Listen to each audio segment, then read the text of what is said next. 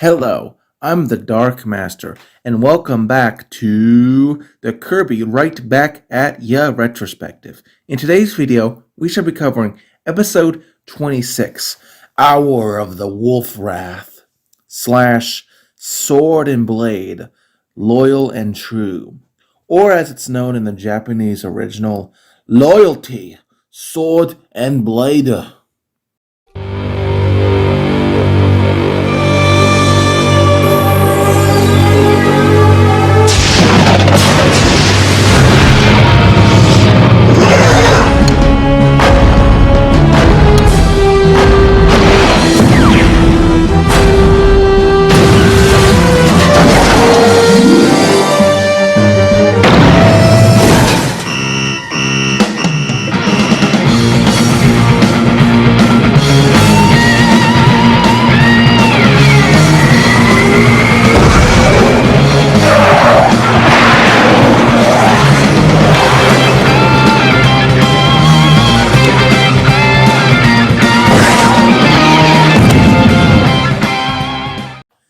Interestingly, now that we've reached episode 26, we have a reason to discuss something that I haven't up to this point brought mention of. You see, Kirby Right Back at Ya, despite being characterized as an episodic show, is divided into 4 seasons, and they're not the expected 25 episodes each. No, rather the first season is 26 episodes, the second and third season are both 25, and then the fourth season is the shortest at 24 episodes. It's odd and seems a bit weird and could be easily fixed, but I don't know, it doesn't really bother me that much, though I can't help but notice this inconsistency.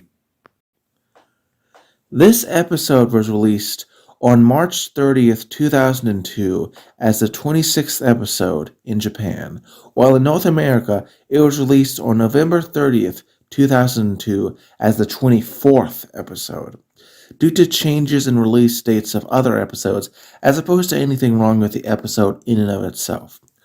Also, just to wrap up a little loose end from the last retrospective video, there's actually not a known reason for why some episodes have multiple names in the English dub, outside of some sort of vague advertisement reasons. I couldn't really find any reasons, and I thought I should just close that up for now. But enough of this pre-review talk. Let's start with the plot itself, shall we?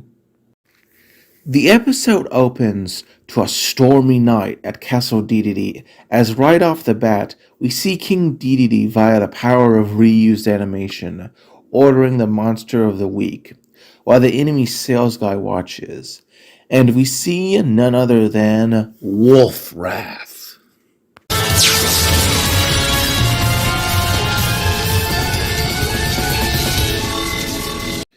Known in the Japanese original by the far less threatening name Chili Dog, which just kind of reminds me of the stuff that Sonic used to eat.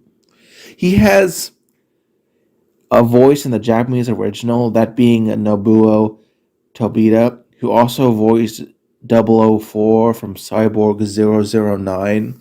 But really, all he does is just make a generic growling noise like, "Whoa." So honestly, it's a pretty forgettable job and not really worth mentioning. In fact, the English dub did away with these and just used some generic wolf-like howls and snarls, which is perfectly fine. In terms of design, he's a pretty intimidating red wolf-like creature, spikes and evil crystals added on top of that. Indeed, in the Japanese original, it is said that he arose from the fires of hell itself. Of course, understandably, the English dub, in order to avoid any religious connotations, removed any reference to the flames of hellfire. Interestingly, this fiery canine was actually planned to appear in the most recently released mainline Kirby game, Kirby Star Allies. Adeline was gonna use him as a summon in her painting-based attacks. In the final game, they used Octagon instead, which is a Real shame because considering that while Octagon was indeed the first monster of the anime, this guy was in the intro. Plus, I just think he has a better design overall than Octagon. And it's a real shame he didn't appear in that game, even if it was just for a cameo. After its introduction by the enemy sales guy and a brief statement by DDD, WolfWrath spews out a blast of fire and nearly hits the king before running off. In the Japanese original, Esargun comments that they were nearly killed, but in the English dub, he just says that the monster isn't housebroken yet. In the Japanese original, Deity then complains about the monster's disobedience, and he protests against paying for something that won't listen to him, which is a fair concern. In the English dub, he just says it better not wreck his castle. In either case, the enemy sales guy warns the king against trying to control WolfWrath, saying that it may even attack him. We then cut to Sword Knight and Blade Knight, walking down the hall, where they are startled as they see WolfWrath run past them in the distance. Sword Knight can't believe it, and says they must inform Meta Knight as soon as possible, as we then see the intro. After the intro, DDD orders Escargoon to lock the monsters in the castle. The snail is expectedly flabbergasted and says WolfWrath is dangerous, to which the king says that may be so, but he still wants WolfWrath to destroy Kirby. And after pushing a few buttons, the castle shuts down and alerts the Waddle Dees to keep the monster in. In what is the first of many changes between versions, the drawbridge rising was originally 5 seconds, but was trimmed down to merely 2 seconds in the English dub. Pretty much all scene changes in this episode are just that. They are trimming down scenes to speed up the overall episode and to better fit within time slots within the United States. And honestly, it does help the pace for the better, for the most part, of course. We see the windows and openings closed, locking WolfWrath in the premises. Tiff walks out of her room, confused at all the fuss, when Sword and Blade approach her and ask where Meta Knight is. She says he might be outside with Tuff and Kirby, though she's not sure, as Sword Knight says they could be in danger. In the Japanese original, Tiff asks what all the noise is about instead. We cut out to the castle's inner field as we see Kirby and Tuff playing soccer. WolfWrath, however, interrupts the game when he pulls an angry goalie-like move and pops the ball. Also, WolfWrath appears to have Predator-esque heat vision. Something that Arnold Schwarzenegger would be proud of, I guess. Run! Go! Get to the chopper! It spots Kirby and releases a flame blast, sending to Tuff's dismay Kirby flying. Meta Knight jumps in at the last moment from behind a fountain and confronts the demon beast. The two old foes recognize each other. Sword Knight and Blade Knight rush in to help their master, while Tiff runs over to Kirby to make sure he is okay. Meta Knight tells the two knights to protect Kirby no matter what, and that he is the future, and that he will deal with WolfWrath. They agree and move the kids and Kirby away. When they do so, Meta Knight says they meet again, and only one will survive this time, and so the two fight, exchanging blows and dodging fireballs, one of which destroys the fountain. Meanwhile, a security camera manned by Escargoon spies on the two fighting, while DDD complains about Meta Knight's interference. The enemy sales guy assures him that WolfWrath can defeat an army of Meta Knights. Meanwhile, Sword Knight and Blade Knight take the kids to a safe location while they stand guard. Sadly, Meta Knight and WolfWrath fighting leads them to where they are, and Tiff, Kirby, and Tuff run off. Sword Knight and Blade Knight try to help, but Meta Knight tells them to stay back, as the two do a last exchange of blows. WolfWrath leaps over the two and retreats off, running into the distant halls, while Meta Knight falls over. Deeply concerned, the pair run over to Meta Knight to see if he's okay, and oh gosh, we learn that Meta Knight has had one of WolfWrath's teeth embedded straight into his forehead. Surprisingly, he's still alive, and with great pain in his voice. And with his last strength, Meta Knight asks them to protect Kirby, as he is the future and the final hope for the Star Warriors. His eyes fade, and he goes limp as death overtakes him. We then cut to DDD, Escargoon, and the sales guy, who are looking at static due to one of the cameras being broken during the chaotic fight. In the Japanese original, Escargoon laments the loss of the camera, whereas in the English dub he says that he will have to call the cable guy now. We then see Sword Knight and Blade Knight carry Meta Knight with the others into the room of Tiff's family. Sword Knight puts him on the couch and tries to pull the fang out, while the group, now including Folo, Fala, Cerebrum, and Ladylike, watch. But it's no use, as it's embedded too deep. Tuff asks if he is dead, to which Blade Knight explains he's alive, but paralyzed. And so the boy asks if there's anything that can be done. Blade Knight explains that WolfWrath fought Meta Knight in the past, and that the only way to stop the paralysis is to defeat the monster. Sword Knight then says WolfWrath is still in the castle and says they gotta find it. So the two run off and tell the others to look after Meta Knight while they go to avenge the fallen. Kirby adorably tries to go help as well, but is stopped by Tiff due to his young age. We see Sword running down the hall, scoping out everything. Blade Knight is doing the same when he hears a boom and runs over to see his fellow knight injured, as Sword Knight explains that he is okay, but that WolfWrath got away, as we see a gaping hole that leads into the air ducts.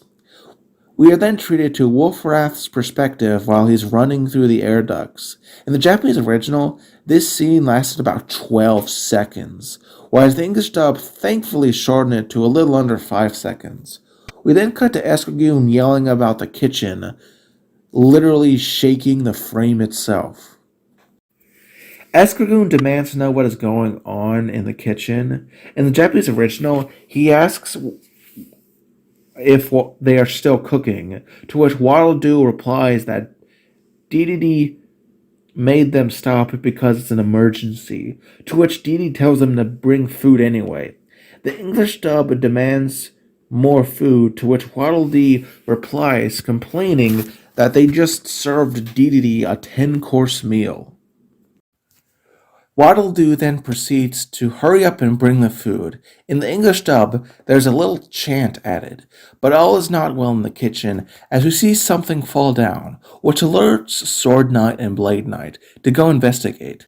We then see the kitchen is ablaze, as the two are shocked to see the monster cooking itself in the kitchen pot. In the English dub, this is shortened by 1 second. We then see a zoom in on WolfWrath, which is again shortened by a single second in the English dub, as it is revealed that WolfWrath sucks up fire to eat and gain strength. Again, the scene of WolfWrath sucking is shortened by another singular second in the English dub. The two knights approach the beast, who hears them and forces them out of the room by breathing a huge fire blast at them. The beast lunges at them and releases a barrage of fireballs that create smoke and reduce visibility. Sword Knight says that they are at a great disadvantage since WolfWrath can see through the smoke and they can't, and says they have to retreat, but he can't see. Luckily, they hear Tiff's voice, and Kirby inhales the smoke, which Normally would be bad for lungs, but it's Kirby, so it's fine. Tiff is happy the pair are okay, but Sword Knight says it is dangerous, to which she gives an order to Kirby to spit the smoke right out, and the pink puffball sends the hellhound WolfWrath flying with the force of a small tornado down the hall, and the group escape back to Meta Knight's room. Folo and Falala are looking at the door, and Tuff asks them what is going on, to which they say that while the monster isn't there yet, it'll keep looking until it finds them all. Tiff says the two knights should be more careful, with their brother pointing out how they had to save them, to which an obstinate sword knight says they'd die for midnight, to which Tiff calls them out for not keeping their promise to him, as we see a flashback to Meta Knight asking them to protect Kirby no matter what, which we kind of already knew, but you always got to include that for people. They can see that Tiff was right and apologize for their failure and beg for forgiveness, to which Tiff accepts, saying that they only did it to save Meta Knight, and Tuff, curious as to why they're so loyal, asks how they met Meta Knight. And so the two have another flashback. This time, however, was a very long time ago, and has one of those old-timey brown visual filters on it. Back during the war between the Star Warriors and Nightmare, the struggle turned the whole galaxy into a wasteland. This forced people like Sword and Blade Knight into a life of banditry just to survive. As we see a camera pan to a sword standing in a battlefield as bodies of both monster and warrior lay around it. This scene was shortened by a second in the English dub. We then see Meta Knight running up a rocky path, which was again shortened by a second. He's stopped by both Sword Knight and Blade Knight, though in this case they're wearing more Conan-esque gear, and ironically are wielding an axe and a mace, which is a subtle reference, possibly, to Axe and Mace Knight, which were in Kirby Superstar as other servants of Meta Knight in that game. Meta Knight tries to convince them to let him pass, as he's being chased by a dangerous monster, but they don't heed his warning, as once again he tells them to flee for their lives, they still have time. But then WolfWrath strikes and easily defeats the untrained Sword and Blade Knight. It's like, seriously, they are terrible. And you can literally hear the fear in the Cockney voice. The horrible hound is about to burn them, but Meta Knight swipes a flaming attack away, which hits the beast right back at him. As Meta Knight tells the two to run away, both Star Warrior and Demon Beast fight, with Meta Knight managing to mount the Red Wolf. This scene was shortened by 2 seconds in the English dub. Eventually, all the fighting causes both Meta Knight and WolfWrath to fall down a mountainside into a river. The flashback ends as Sword Knight says they were lousy crooks, but Meta Knight still fought to save them. He then points to the various weapons on the walls and explains that they used them to steal, and says it was to remind them of how foolish they were to take the dark path before meeting Meta Knight.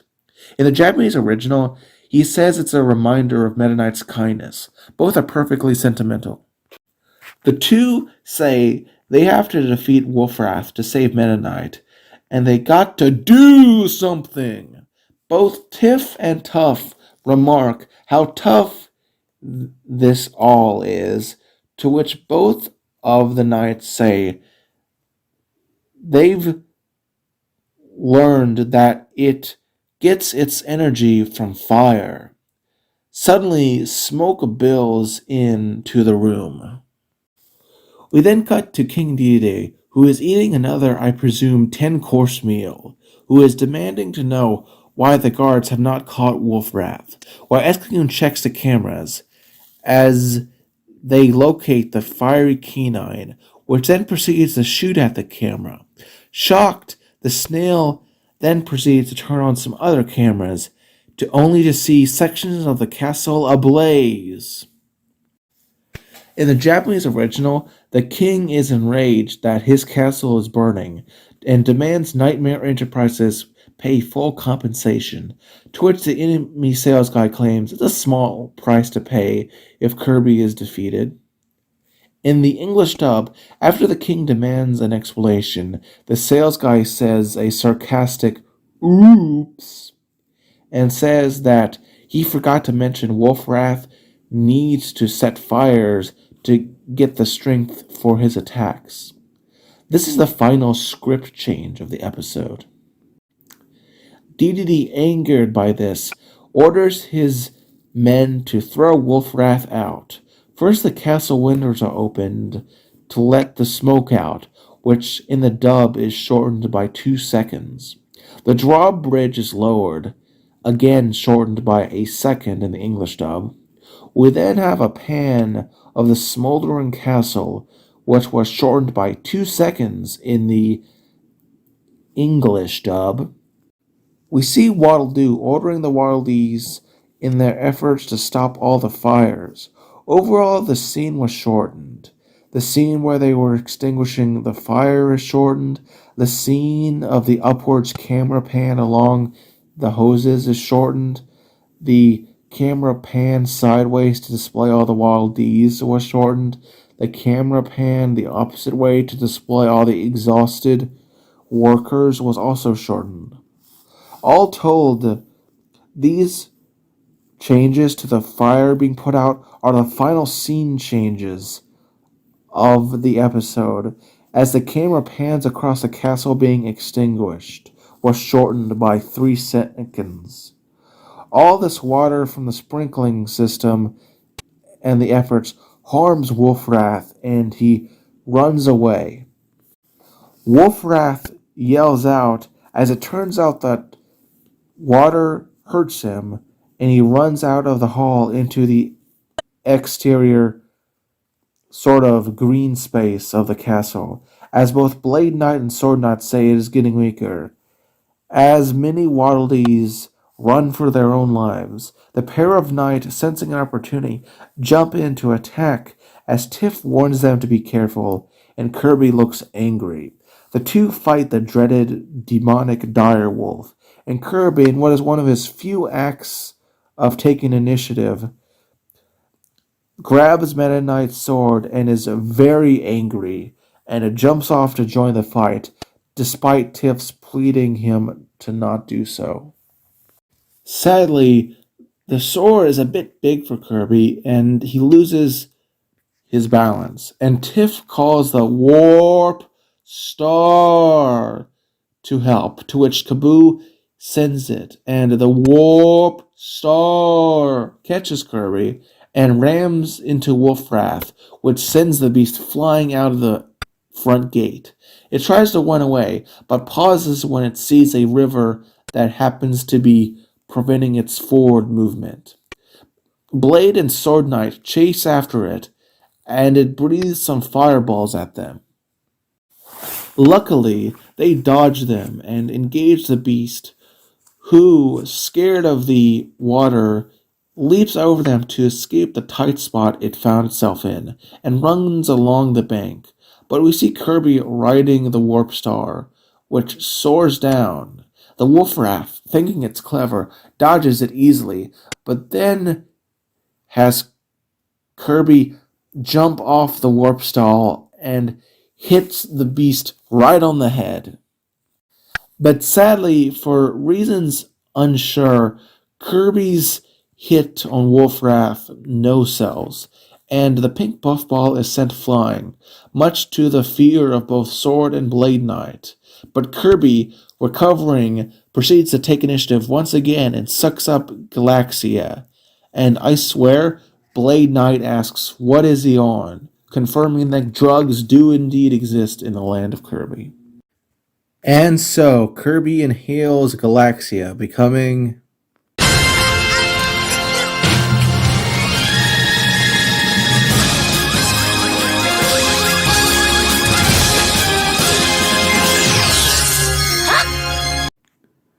Ah, yes, Galaxia Kirby, the first anime exclusive copy ability.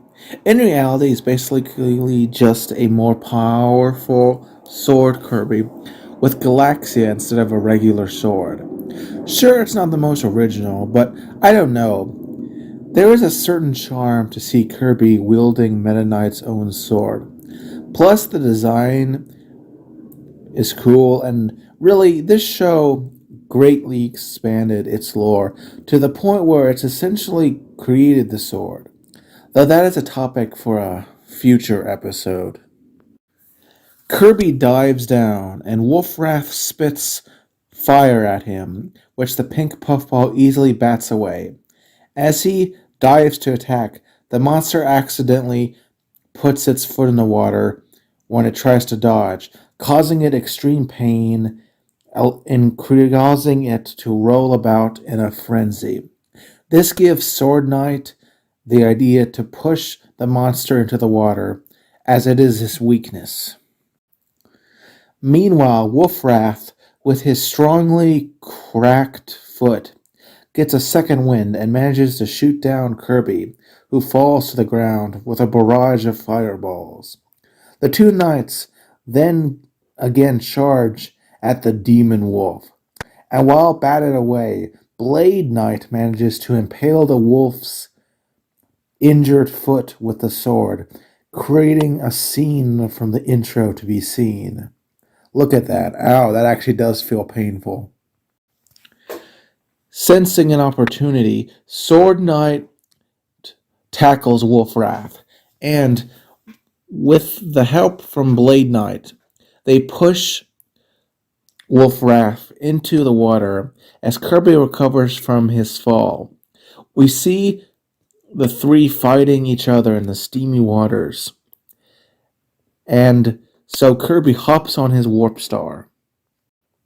WolfWrath knocks both of the knights away, unintentionally saving them, and looking up at Kirby as he is about to release a powerful sword beam. Fearing its inevitable demise, WolfWrath fires one last defiant fireball, but the beam goes straight through it and cuts the fiend clean in half. The many cracks on the beast go red, and in a staticky mess, the beast explodes as we cut to Meta Knight, where the fang disintegrates and he regains consciousness, to everyone's delight, as Tiff thanks Kirby. We then cut to Sword and Blade looking over the steamy river, with Kirby, as Kirby strikes a pose which triggers another flashback from the two loyal knights.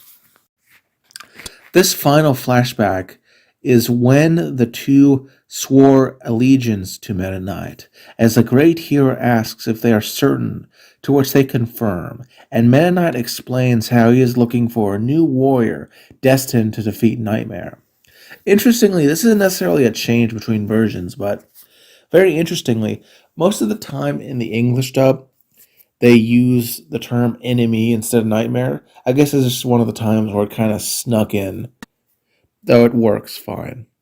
And so the episode ends, not with a star-shaped iris fade out, but with Kirby striking up a pose, signifying him as Meta Knight's successor and the one destined to end Nightmare's evil.